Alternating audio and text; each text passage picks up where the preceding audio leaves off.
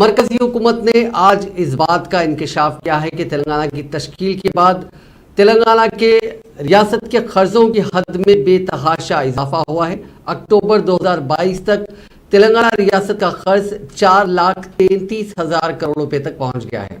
لوک سبھا میں ریاست سے تعلق رکھنے والے کانگریس کے رکن پارلیمنٹ اتم کمار ریڈی کی جانب سے پوچھے گئے ایک سوال کا تحریری جواب دیتے ہوئے مرکزی مملکتی وزیر فائنانس پنکج چودھری نے بتایا کہ تلنگانہ حکومت اور حکومت کی زیر نگرانی چلنے والے مختلف کارپوریشنز اور اداروں نے یہ قرض حاصل کیے۔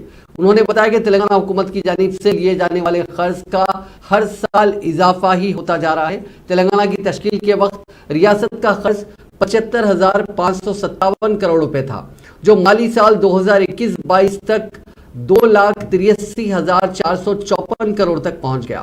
انہوں نے بتایا کہ مختلف بینکوں نے مرکزی وزارت فائنانس کو اس بات کی رپورٹ پیش کی ہے کہ تلنگانہ حکومت کے ساتھ ساتھ ریاست کے زیر انتظام چلنے والے کارپوریشنز اور اداروں کو قرض دیا گیا۔ 12 بینکوں سے مختلف کارپوریشن اور اداروں نے 1,30,000 کروڑ روپے کا قرض حاصل کیا۔ مرکزی وزیر نے اپنے جواب میں بتایا کہ مالی سال 2014-15 میں تلنگانہ ریاست نے 8,121 کروڑ روپے کے قرض حاصل کیے تھے۔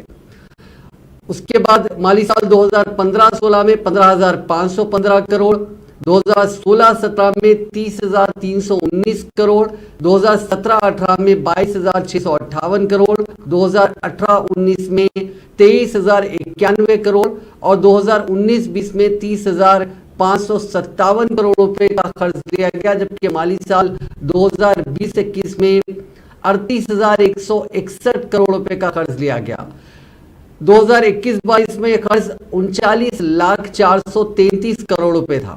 اس کے علاوہ مختلف کارپوریشن اور اداروں اور بینکوں کی جانب سے 1,50,365 کروڑ روپے حاصل کیے، جن میں رورل انفراسٹرکچر ڈیولپمنٹ کارپوریشن کے 8,871 کروڑ روپے منظور ہوئے تھے، تاہم 7,144 کروڑ روپے جاری کیے گئے۔